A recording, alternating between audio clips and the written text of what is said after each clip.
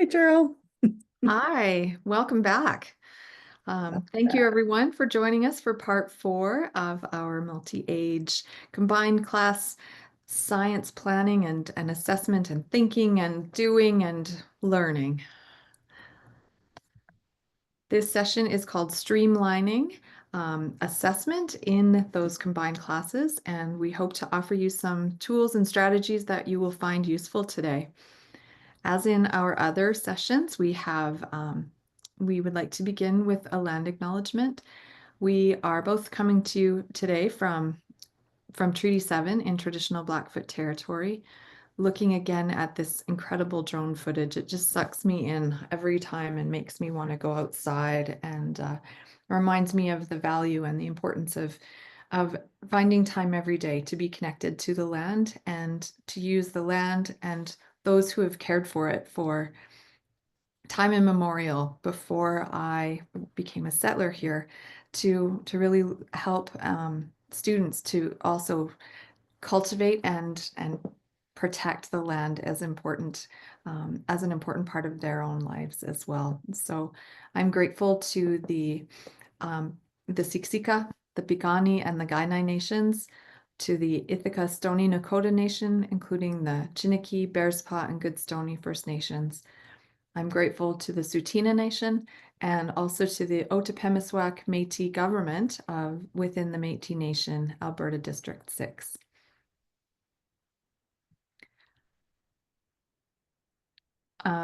Also grateful for my partners on this project, Adelie and Jess. We've put lots of hours into thinking and talking through all of these things, and we really hope that you'll find some value. Any feedback that you ever want to share with us, please reach out. Our email addresses are there. We would appreciate knowing if there's been any value to this resource and what more you might need, because we can collaborate and work together. So please reach out. All right. Adelie, do you ever find that there seems to be an overwhelming feeling sometimes of the number of things that we want to try to include in a school day or in a term? There's so many avenues and ways that you can take the learning, and there's lots of needs. Sometimes it can feel a little bit overwhelming. Would you agree? It can, and in a multi-age classroom, it can feel even more overwhelming because you're thinking about how do we attend to all of these learning outcomes, and how do we support all of the different learners that we have in our classroom. And it's been fun to think through some ways that perhaps we can help folks streamline and think differently about how they're going to support learning outcomes in that classroom. You're right. We have to be efficient, don't we? For our own sake, for the sake of also for students to see the world as connected and to see, it's just because it's 10 o'clock doesn't mean you have to stop thinking about one thing and change gears and completely think about something different. But it's important for us to see the connections between them. So let's talk a little bit about a strategy that we call clustering cusps. Now, if you happen to be a grade 7 to 12 teacher, CUSPS is an acronym that is being used in the new architecture of the curriculum. The knowledge, understanding, skills, and procedures are each part of the organizing idea and are used to determine how a student uh, will achieve the learning outcome. And so we've been able to collaborate with Alberta Education to try to provide some resources to teachers. And so I've borrowed this slide from Alberta Education in some of the work that we've done together, combining cusps from multiple learning outcomes. So it's not that you just have to do one thing at a time. And I hope you'll notice that on these two different learning outcomes, the highlighting, there's light blue on this side and there's dark blue on the right-hand side. And this diagram was created by Alberta Ed, and it reminds us that we don't have to try and do it all together, or nor do we just go down one column. Like, we don't just go down the skills and procedures column and plan a lesson for this skill and procedure and plan a lesson for this skill and procedure. That they're really meant to work together, and they're meant to be interchanged in a sense that you can still, as a professional, as a teacher, you can craft and cluster and group things that make sense to create possible learning and assessment experiences. Should we take a look at an example of how you might do this? So here's what we've done is we've taken a learning outcome from grade 1 science and grade 2 science. So just to show how a multi-grade design plan could work. We went into the same organizing ideas. So both of these are taken from Earth systems. And in the green, I've got my fingers moving all over it, I love sorry. it. In the green, you can see the learning outcome. So in grade 1, students analyze the environment and explain how its elements interact and change. Grade 2, students investigate Earth, its landforms, its bodies of water, and its relationship to the sun. Then when you go into the cusps underneath both of those learning outcomes, and I selected these ones from, there's more cusps that belong under each of these learning outcomes. So it would be, if you created something that pulled these two together, it might be a learning experience or an assessment task, but it wouldn't be the only one. You know, you would add different things throughout the course of your unit, your inquiry that would add to this, and it would help inform your understanding of where students are and how, to what degree they've achieved the learner outcome. So here I thought, well, let's take a look at the land. Let's look at that beautiful drone footage that we talked about and pull those things together. And we're looking at seasonal changes in the appearance of the environment in grade 1, and then specific landform work, you know, distinction, characteristics, the surface of various landforms in grade 2. When we think about, okay, now what are we going to do with this? We can go to that next slide then. Just as you're talking, Cheryl, one of the Oh things yeah.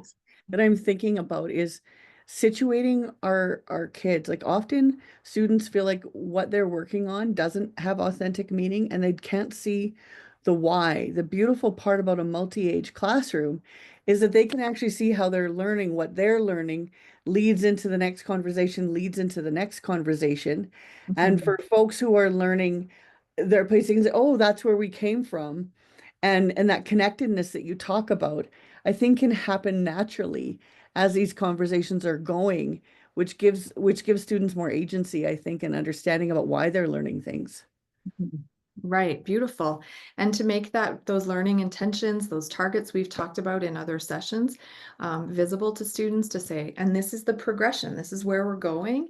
And if you're ready for more, let's go. And if you're not quite there, that's okay, we gotcha, you know? So it's when I think about pulling cusps and clustering learning outcomes together and selecting ones that have commonalities, the organizing ideas are super helpful and they can direct us in that way. And then we can think about what kind of science would we like to do? Like, let's do science, you know? So then if you could then decide, well, maybe we might look at a descriptive or comparative investigation or something experimental. When I was looking at those two particular ones about landforms and seasonal changes, I really think it's about being descriptive and it's comparing, right? It's like looking that we would pose a question. It doesn't really need to have hypotheses. It's really about collecting, comparing, analyzing, and we can take a look at the verbs that are used in the cusps to really help us know what we're asking students to do. So I started to play with an idea. Yeah, you're going to turn on that great drone footage again, right? I thought, yeah, what if we could? Because doesn't that fit beautifully into those two learner outcomes? So what if we created an investigation or a descriptive or a comparative assessment task or a learning experience that says, if I was a bird and I was thinking about the background knowledge that we could build with this, you know, we could read poetry about geese and the V formation crossing, you know, moving across Alberta.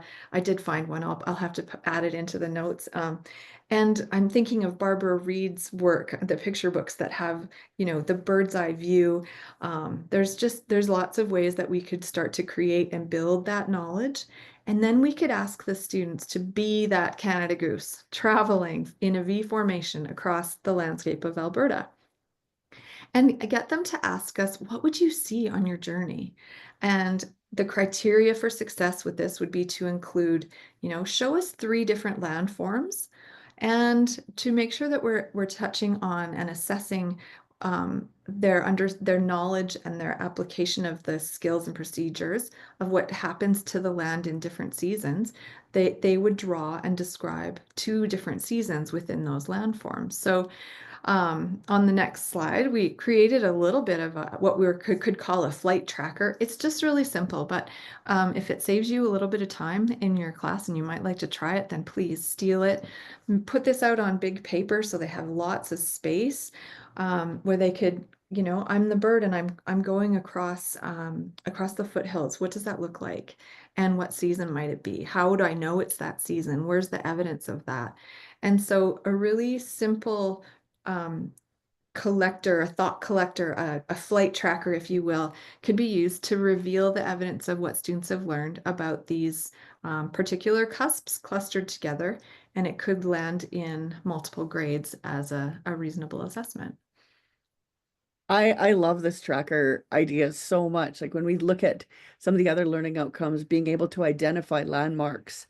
The drone has some interesting landmarks that some of the learning outcomes could meet too. So as I'm flying over, what part of Alberta am I flying over? Where am I going? We could use, Google Earth to expand it, right? To see the whole flight pattern of geese and migration, again, depending on the grade that you're using to support this work. And if Yeah. we wanted to do cross-curricular, we could add that goose analogy to leadership, right? In Yeah. physical education and wellness. So I just can't stop riffing off this piece.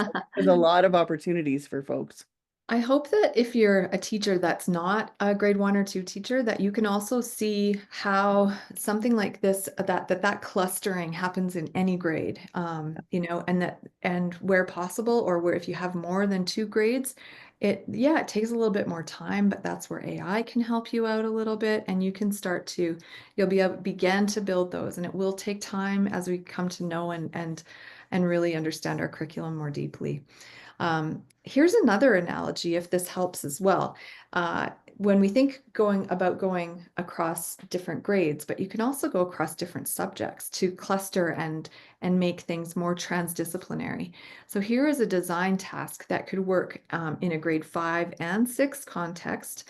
I've pulled outcomes from grade 6, but there are elements of this task asks students to make a display or performance or exhibit at the Mayor's Expo to talk about the impact of climate change on Earth, specifically in Alberta. So the grade 5 outcomes really look at the impact on climate and understanding and knowing that deeply. And then grade 6 starts to go a little further into climate change. And so a task like this, you can see how you can pull in outcomes and cusps from science and then from ELAL.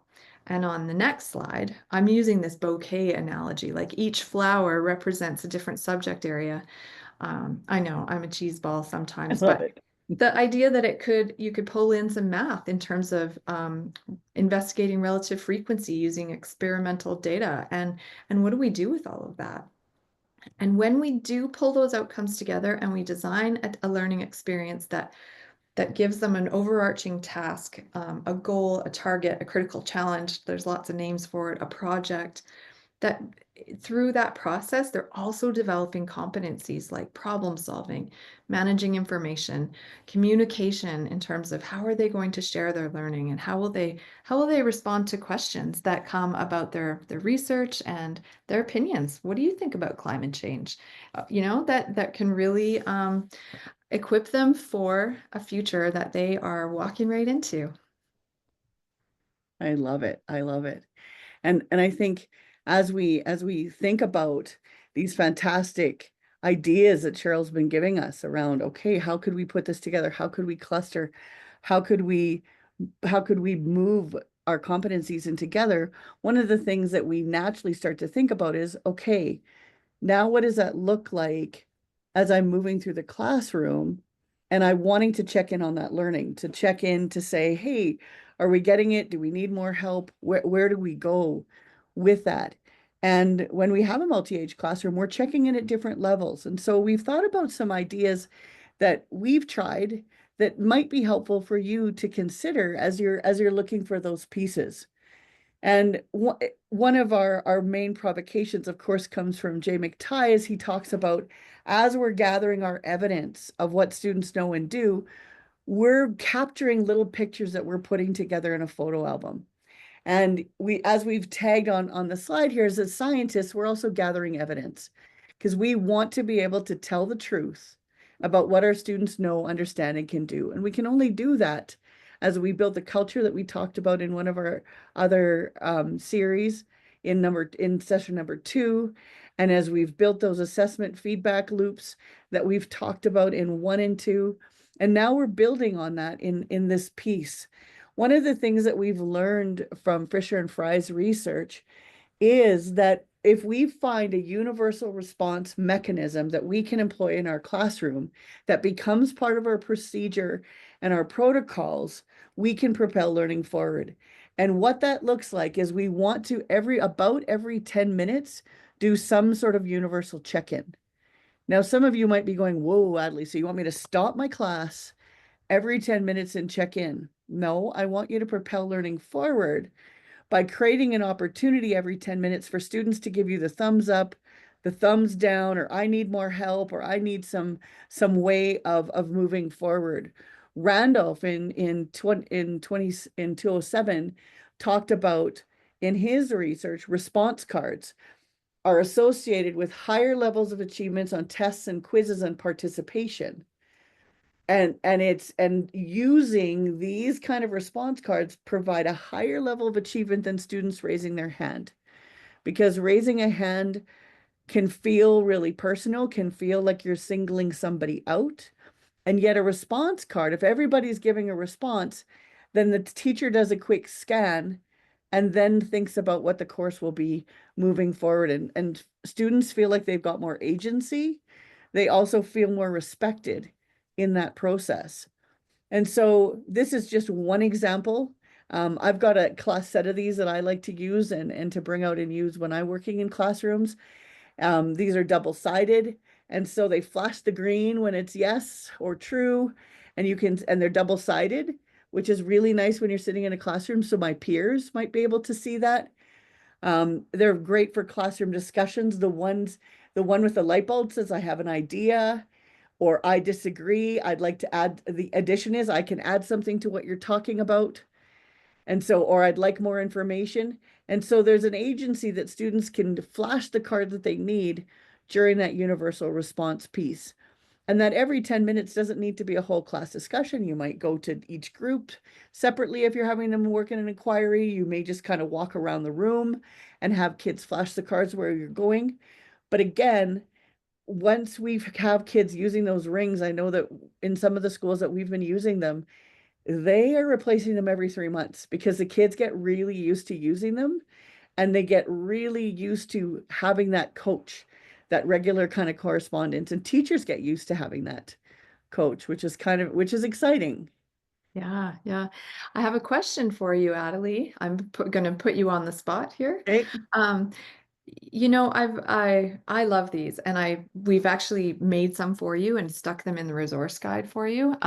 And I've also seen, sorry, what I want to say is that I like the way you said you're circling around the room and you're thinking about checking in consistently and through that routine and repetition.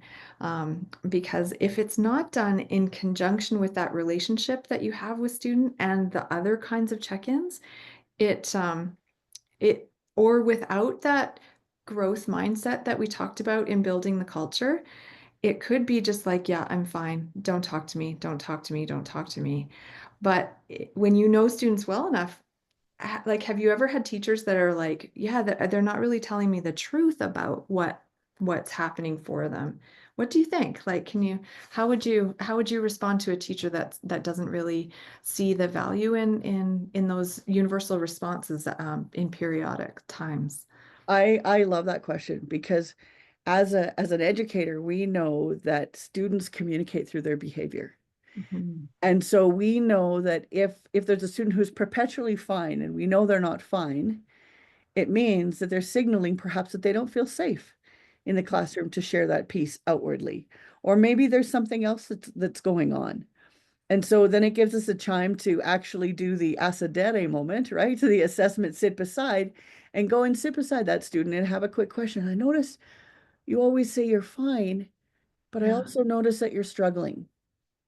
How might you be able to tell me that you're struggling so I can give you some extra help and you feel and you in a way that you feel like you'd like to share that with me. And so Mhm. maybe they use a different response card. Maybe Yeah. maybe they're sharing something. When you walk by and I do this, then I want help. Or maybe they need a little bit more time to build that relationship with you. I know in some cases we've said, who would you like to get help from? Well, there's a peer that they feel super comfortable with. And so if they want help, they're going to flash the card not to the teacher, but to the peer. And so these universal response cards, once you've built that growth mindset that you just reminded us of, Cheryl, we can be using these in all kinds of different ways. Peer to Mhm. peer, teacher to student, all kind, different adults who come in and out of our classroom to support us. So it becomes a true universal response in that I can universally share what I need in a way that helps me feel safe to do that. Because in perhaps I'm in a classroom with my siblings and my cousins, and I Yeah. don't feel super safe saying I don't know something because I don't know, I don't want to be made fun of, I don't want all of those things. Yes, there's a culture piece to attend to, but we can also continue to do universal check-ins while the rest of that culture and relationship piece is being built. Yeah, I can imagine them even just flipping it over and laying it on their desk with like, I have a question, and you're circling around. So it doesn't have to be like a stand up and look at me kind of moment. It could be much more subtle and mixed in. Thank you for that thoughtful response. I hope that's useful to teachers too. Mhm. Yeah, let's go to this next piece. Cheryl, do you want to talk about the Yeah. who needs what? Thanks. Yeah, who needs what? This is what this one's called. It's very straightforward. Um, Even though it has like these little images and this pretty chart, it's not meant to be a polished make work document. This is for those moments where you're doing those universal response and you're circling around and you're checking in, or you've done an exit ticket and or you have gathered some sort of formative data, show me what you know, any of those pieces. And quickly in your mind, you need to kind of sort out where your students are so that you can plan forward and you can use that information to be responsive and thinking about what's next.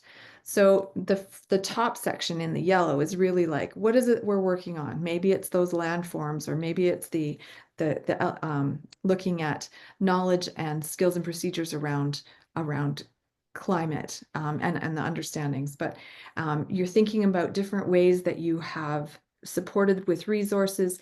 This is like a pencil scratch, along these pieces, and really just trying to show what it is, where you're going. It can be incomplete. It can be on the run. It can be sitting on the side of your desk as you're walking by. You're just like, okay. And then when you go down into the green questions or the green columns, rows. Yeah, we think about students, names or groups. You can use initials to quickly say, Adelie and Cheryl need a little more time on this one to process and use feedback. And tomorrow we're going to, I remember that great video. I want to bring them back to that one and set up some questions for them. So then tomorrow in a small group, we're going to be doing this. And then I noticed that Kim and Wanda have a new angle and they're ready to move on to the next thing because they are like climate masters. And so I put their initials down in there, and then I set up a small group or a station rotation for them. And it's not necessarily things that are just specifically for them, but maybe it's at that readiness that not all the students have to be doing the same thing at the same time. So on the next slide, you'll notice that I've just kind of filled it in to show how different pieces are fitting into the box. It's meant to be, um, partial thoughts and ideas, some connections. There's some student initials and some suggestions for what kind of resources might help them as they move along forward. So I hope that you'll find this a useful tool. Make it better and send it back to us. That would be even better. So thanks. Mhm. I love that. I love that idea of just walking around the classroom and being able to quickly note something on an iPad or something as we walk around. Mhm, mhm. As we were thinking about, okay, we're going to combine the CUS, we're going to do some universal check-ins, see how folks are doing. One of the things that we've really started to lean into is the single point rubric. Some of our rubrics become quite big and they have a lot of different, they become quite text dense. And so Oh, did you ever hear about the acronym TLDR? no. Too long, didn't read. Yes. Oh, yes, yes, yes, I did. Sorry. Yeah, yeah. I think there's rubrics out there that are TLDR. Yes. They also, some of our students don't choose to go for the, the top end of the rubric. They're like, Mhm. what'll get me the pass? And so when we move into a single point or a 1 point rubric, what we're looking here, and we've stolen this wonderful quote from Dylan Williams, is that students take more time for their learning and more responsibility. And so they really start to think about, okay, what are the real targets that I want to match? And am I meeting those pieces or am I not meeting those pieces? And where do I need to go next? And sometimes those conversations around what do I need to still learn and where do I go next are not, they're not something that a student naturally comes to us with. They have to be taught those skills to analyze. Some of us needed to be taught around, okay, well, what do I know? What do I not know? Where do I need to go next?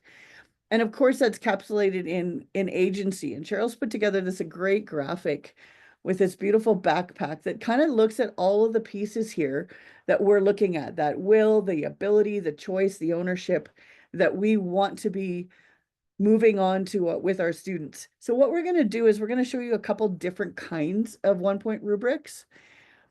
And some of you may look at it and go, well, that's not really a rubric. That's a guide for something. However, a single point rubric identifies what we need to do, and then the student needs to do it and reflect on it. So here is a great example of a science investigation. Our students may not come to us knowing what are all the parts of a science investigation that they need to do. However, they know that now they know what they need to do and they can go ahead and fill that in for us so that we can really see what they understand about an investigation as we go through. You might use that as a formative loop to come back, provide some feedback, and perhaps they move forward. Might be a good place to also have some exemplars up in the class that you co-create with students to say, when we're looking at pulling our observations together, what do you believe good quality observations look like? And having those examples visible so that they can line their stuff up according to, beside one of those targets to say, oh yeah, I think I need more detail, or I didn't use numbers and words and pictures, something like that. I love it. Any kind of those anchor charts, I Mhm. think are helpful. If you've been in a session with Cheryl or me before, you will know that we love to talk about Katie White. We love to present some pieces from some solution tree. And these are some, again, they on the offset, they may appear just to be student assessment, but we do have rubrics for student assessment. And this is a single point rubric in that we're getting folks to reach for mastery. We're getting folks to meet for proficiency for that other end of the rubric. We're not giving them any opportunities to miss some pieces. And so on this tracking the process, anything that a student needs to track their process is on the worksheet, is on this self-reflective tool. So as they're going ahead and filling it in for you, and again, Cheryl's talk about let's have some exemplars, let's do some pieces, add to this, but it gives you a really good idea and students great opportunities to practice how am I going with this particular topic? Where am I going? Here's a daily decision-making chart for some of your students who are not sure how to move through the day, who are not sure how to continue to move forward. This is a great way to help folks make learning goals and keep their learning goals. This I, I'm gonna get Cheryl to come in and chat about this in a minute, but I just love everything about this nature journaling piece. And as you read around the picture, there is such a clear rubric defining what are all the parts that we need, as well as with an exemplar of what it might look like for that particular kiddo as they start to journal. And this is a very big passion of Cheryl's too. So Cheryl, I just want you to talk about this one and talk to us about why journaling could be really important in our work, but also how this might help us learn more what students know, understand, and can do. Not just in science, it's in everything, but like a science journal where we really are capturing, this is a nature example, but it can be anywhere, right? It's like icons and representations, and whether it's symbols to show different parts of pictures, observations that include ideas and thinking and questions and with a question mark to, or indications that might not be, really mastery if it's but it's a beginning, not to really posing valuable questions, but thinking about the structure and the layout and teaching students the scientific skills to capture and use their observations and put them in and to document them. That documentation can be really useful. I also think that whether or not you decide to respond or to use sticky notes into students' nature journals or science journals as a place. I used to have a class where we called them everything journals because it wasn't just for art or drawing or writing, it was for everything. And so the idea that you could use this data as triangulation and part of the full photo album of evidence that you use to really determine if a student has achieved a learner outcome is made possible through this, while also making a strong connection and building that relationship with the land or outside or the content as much as possible. This particular, we've added a link in. This image comes from John Muir Law's book, How to Teach Nature Journaling. There's a free download, which is full of tricks and tips for teachers to really make this happen. So check out the resource guide, and we hope you'll love it. I'm sorry though, it's going to cause you to want to buy the book, so it's going to cost a little bit of money there. It's really a fan favorite, and I know that maybe you'll even have heard of it before. That's great. And I think, the other piece about journaling, and I've used sketchnoting and journaling to help students to be able to put together their evidence and to be able to connect those ideas. And I think when we look at the multi-age classroom and we're having folks journal and look at things and notice things in that way, we're going to see some of those summations that are really helpful for students to look at. Okay, now I've seen this evidence. What do I do with it, and what sense can I make from it? So I think it's really exciting when we look at the single point rubric. This is an example from Michelle Gill around presentations and video recordings that we could use anywhere. They become a little bit like the anchor charts that Cheryl was talking about earlier on the wall. The idea of a single point rubric is that they are a rubric that can be used in multiple different ways. So in this case, every time my students are creating a presentation or giving a presentation or submitting a video recording, this is the rubric we're going to use. And so what you see in the criteria is the criteria that you're wanting or that you have decided is going to be the place that you want students to target and to get to. And then what you see in areas to grow, once the student has done the presentation, they fill out the rubric first. And so they're going to look through the different criteria paces and they're going to go say, do I need some work here? Did I meet this? Or is this something that I feel that glowed? And then they're going to give the evidence of why they feel they met that particular criteria. And once they filled it in, then you come behind and respond and suggest what you noticed. here's an example for a scientific investigation. So we've got some pieces here that we could use every time. And some of the language may feel a little bit precise. And Cheryl and I talked back and forth about, well, could we use this from K to 12? Could we not? When we went back into the curriculum and we went back into the program of studies and we looked at the language that's being used from kindergarten to grade 12, the precision in the language and those verbs and nouns are taken right out of the curriculum and are expected from grade 1 and up. And so it's do all of our students understand those words quite yet? No, you may help them understand that, but they're going to need to be able to show proficiency in those learning outcomes. And so I just wanted to show you an example of what it looks like in place. And again, this is something that we put together and I use in a classroom with a teacher. The template comes from the Teacher Clarity Playbook, and it was what you see here at the top. So I'm just using the work that Cheryl's talked about from the beginning, using the cusp. You could add your learning intentions directly from the work that you have put together, those cusps, and then think about where do I want student, what kind of an activity. So if we use the flight pattern, if we use the geese as our example here, our success criteria would be the big things that we would want students to perhaps have demonstrated through that flight pattern, depending on their grade. They may, as Cheryl talked about in her example, the seasons. So how did they notice what season was there? What was the experience of the geese flying? Some of those big rocks that were part of that project or that investigation would be in that column. And then in this case, the student reflection, it's kind of faded. And so I just put it here.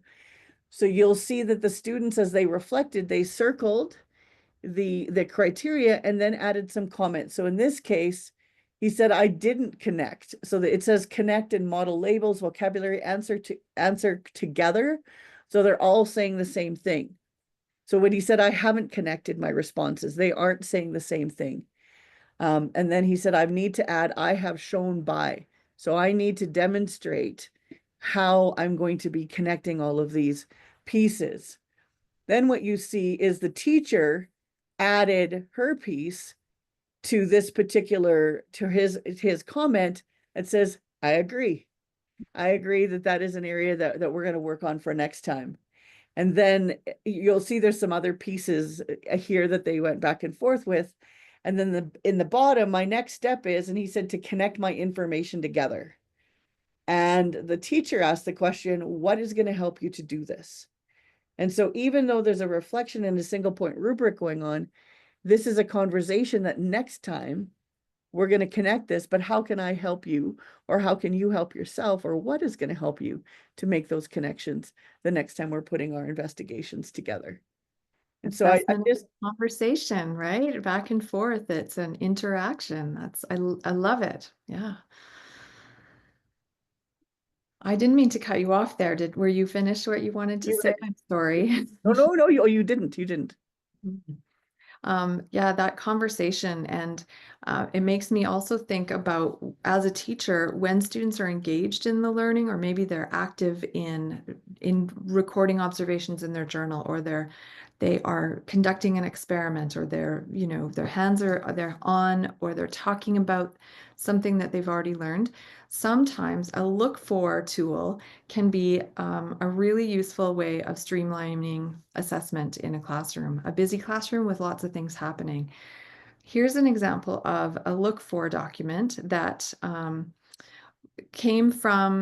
was inspired by the work of Damien Cooper in his Rebooting Assessment, a masterful book that is quite outstanding.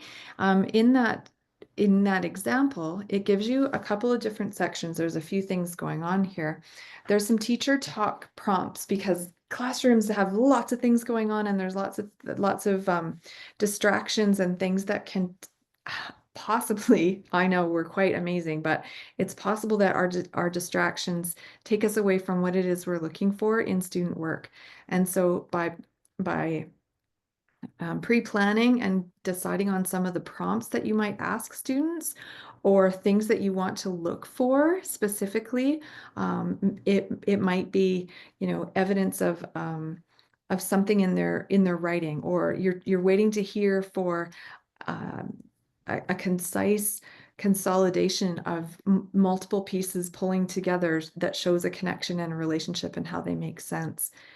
And so giving yourself some tips, like what is it that you really want to remember to look for and think about? And maybe it's where you have to nudge kids a little further to say, help me understand what you're thinking there, because I want to hear it in a different way. Or can you give me some clarity around what you mean about putting your ideas together, as in, that last example. In the center, you can level different qualities of learning evidence if you want to, or it can just be like a yes, not quite yet indicator. It doesn't have to always be put onto the levels of achievement on a rubric, but certainly that progression toward mastery can be helpful as well. You can put student initials in different categories as you're working through, walking around, checking on their progress, or you can also just describe. I believe Adelie was at this proficiency level because here's the evidence. She showed this and this, and so some teachers use these thought collectors, one per student, and sometimes it's a master document where they're capturing that anecdotal observations and listening for quotes and trying to catch things in the moment. You can grab your own copy of this. We've provided it for you in the resource guide. And again, there's lots of ways that you can tweak and modify it to suit your grades, multiple grades, and your needs according to what your students are doing. Do you want to talk about this one? Sure, this is just a riff on what Cheryl was chatting about, just another way to do it. It's also another way to have students reflect on their work as they're going through. And again, this one is adapted from Jennifer Gonzalez from Cult of Pedagogy. She's got a lot of work on a single point rubric. She had her first one, then she came back in 2017 to include this piece that again you could look for the 1, 2, 3, 4s. And you can use this exactly in the same way that Cheryl's just talked about, going around with the initials and deciding where you want to put your students, giving them a rationale. You could also have students as an exit slip fill this out. And so they would provide what they feel is the rationale for the learning outcomes that you've been working on or that you were working on for the day. And then it gives you a chance to come back and respond to that student in the same way as that other single point rubric. Just another way of doing the exact same thing. I hope that these ideas will provide your teams with a couple of different tricks or ideas, maybe modifications of how you've seen them before. Maybe it's just reminded you of something you already knew, and we get busy, our brains get full. So hopefully you will find some use in the tools and ideas that we've presented today. Thank you, Adelie and Jess, for your support in putting these together.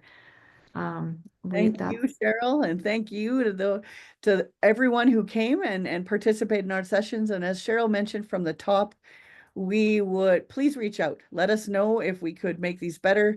Let us know if you're like, hey, could we do a deep dive? Because one of the things that as we were creating this, we all struggled with the fact that we were doing some, higher level conversations.